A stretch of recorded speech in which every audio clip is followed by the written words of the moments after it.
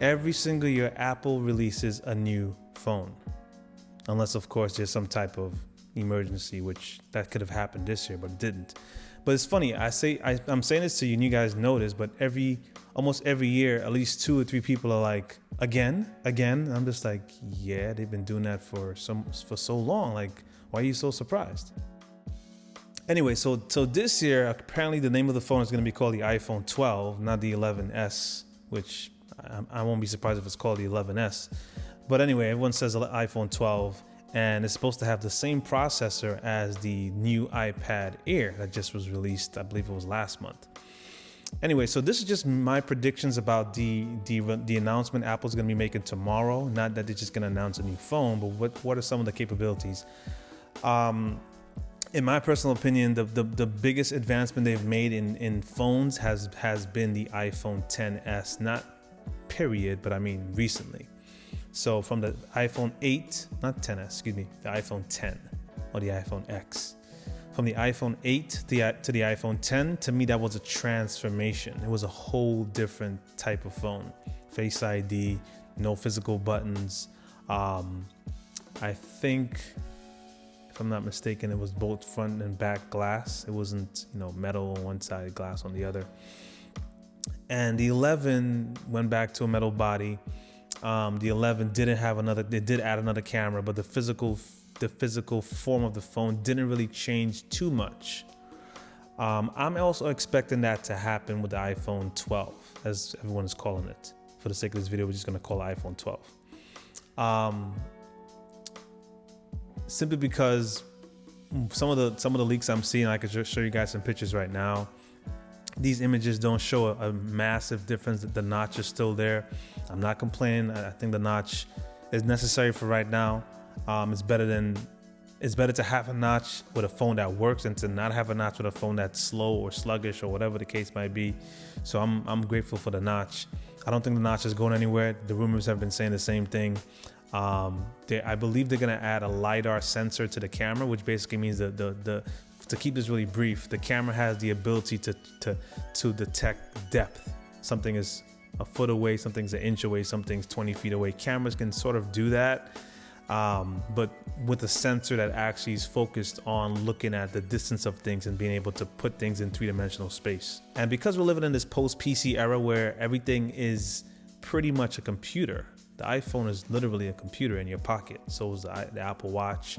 So are the Airpods, in a sense. It's not a full-fledged input-output device, but it does take some input when you double tap the Airpods, or when you take them out of your ear. They're able to detect what's happening.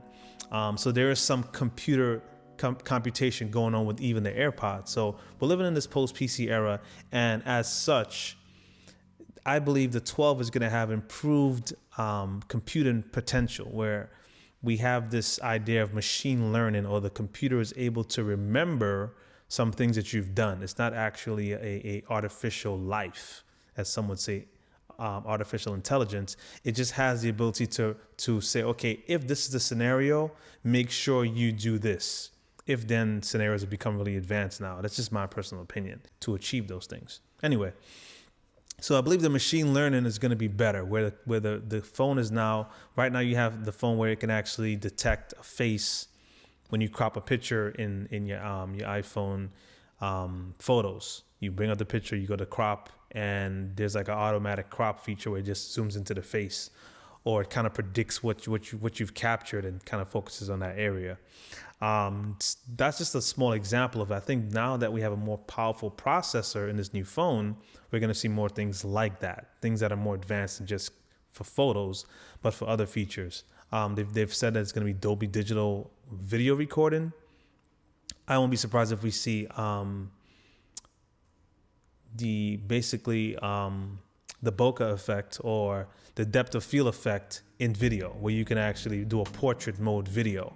So you put on portrait mode, start shooting your video, everything just kind of goes out of focus other than your subject. I think that just makes sense. The computers are that advanced now that they can do these computations on a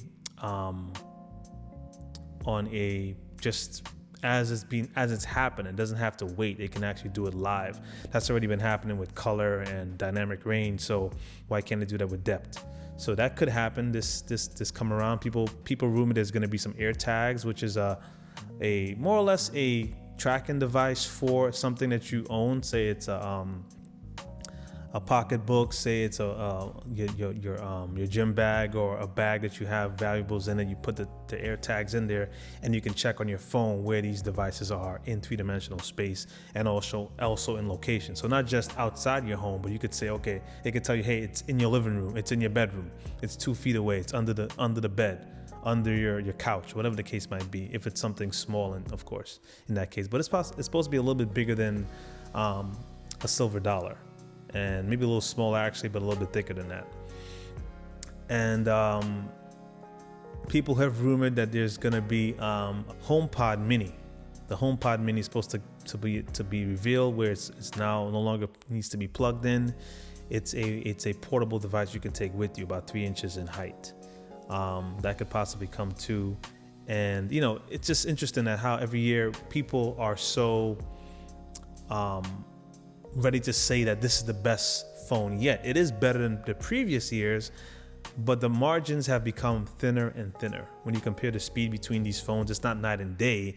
It might be a 20% increase, it might be a 15% increase, it might be, for the average person, it might be a 5% increase, because they're not checking or calculating those subtle speed changes. So every year we're advancing more and more, but the main thing is, as content creators, people who typically use their phone for business, because that's now your portable computer, doesn't make sense to go from a previous generation to the newest phone that's out today.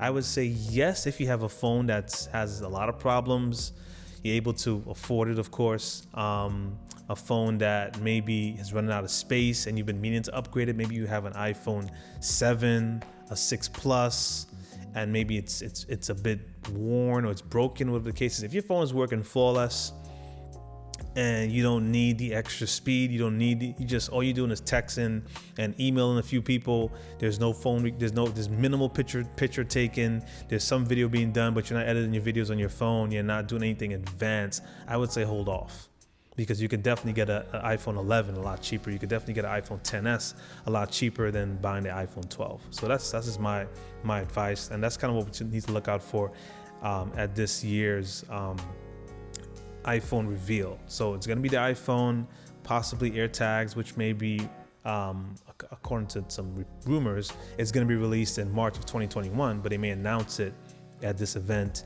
It may be the HomePod Mini, which is going to be released in November, and definitely the iPhone 12. It's supposed to be a 5.4 model. It's supposed to be a 6.1. It's supposed to be a 6.7 model. 3 models. So that should be a pretty interesting lineup, and we'll see how people respond to it. We'll see what else Apple can do with the software. So I just want to talk about that today, guys. Just what to expect from this announcement tomorrow. Definitely a new phone, and definitely the things I just mentioned. Okay, guys. So stay tuned till the next video. Peace.